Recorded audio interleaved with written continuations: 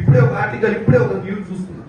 పవన్ కళ్యాణ్ గారు అంటే కూర్చొని చదువుతున్నా సరే, అవకాశం వచ్చింది, మీడియాతో మాట్లాడే అవకాశం లేదు కాబట్టి మీకు మీ సమక్షంలో చెప్తున్నా కార్యకర్తలు. పవన్ కళ్యాణ్ గారు కాంగ్రెస్ పార్టీ పాకిస్తాన్ సపోర్ట్ చేస్తే పాకిస్తాన్ పోమని చెప్పేటువంటి డైలాగ్ ఉంటుంది.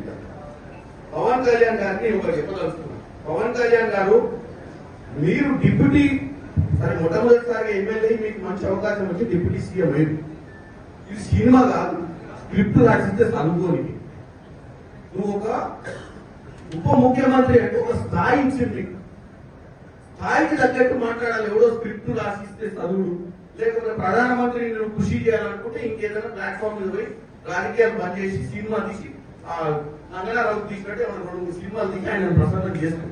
అంతే తప్ప నీకు ఒక అధికారమైన బాధ్యతలు ఇచ్చి ప్రజా సమస్యల మీద పోరాటం చేయాల్సినవి బాధ్యత లేకుండా కాంగ్రెస్ పార్టీ పాకిస్తాన్ సపోర్ట్ చేస్తుందని ఒక ప్రచారం చేయ ప్రయత్నం చేస్తాం. కాంగ్రెస్ పార్టీ సెక్యులర్ గా ఈ దేశాన్ని కాపాడాలనుకుంటుంది.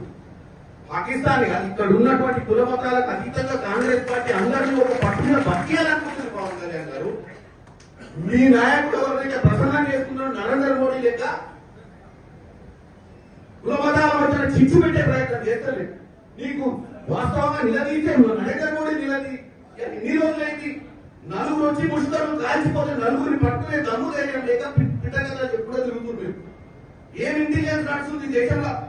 నలుగురు వచ్చి మిట్ట మధ్యాహ్నం కూడా బౌండరీ మీద కూడా కాదు, బోర్డర్ మీద కూడా కాదు, లోపలికి వచ్చి 100 కిలోమీటర్ల లోపలికి వచ్చి కాల్చిపోయిన నలుగురిని పట్టలే నువ్వు పిట్టకథ చెప్తే నువ్వు ఆ పిట్టకథ నువ్వు విని మళ్ళీ కాంగ్రెస్ పార్టీని విషప్రచారం చేసే ప్రయత్నం చేయడం అనేది వాస్తవంగా ఆంధ్ర ప్రజలు నీలాంటి ఉప ముఖ్యమంత్రిగా ఎన్నుకునేందుకు వాళ్ళ క్షేమియాలి.